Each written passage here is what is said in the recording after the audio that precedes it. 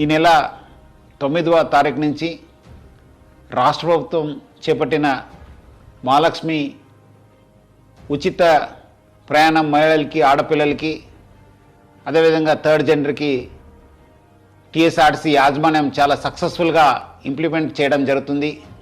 చాలా చోట్ల అనూహ్య స్పందన వచ్చింది. రికార్డ్ స్థాయిలో ప్రయాణికులు మా బస్సులో ప్రయాణం చేయడం జరుగుతుంది.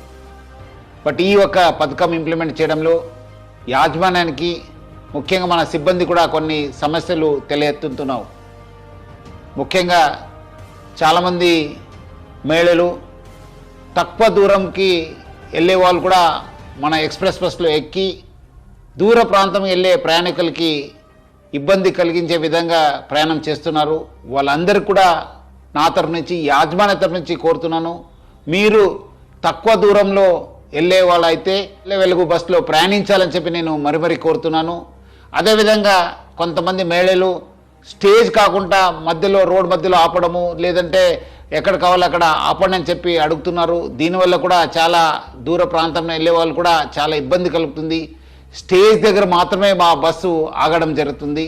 సో ముఖ్యంగా దీనివల్ల కూడా దూర ప్రాంతం వెళ్ళే వాళ్ళు, వేరే ప్రయాణికులు కూడా మేలు జరుగుతుంది.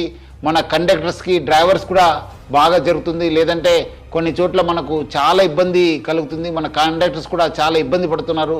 ప్రజలు బాగా సహకరించారు. వాళ్ళందరూ కూడా నా తరపు నుంచి, యాజమాన్య తరఫున కూడా ధన్యవాదాలు తెలుపుతున్నాను.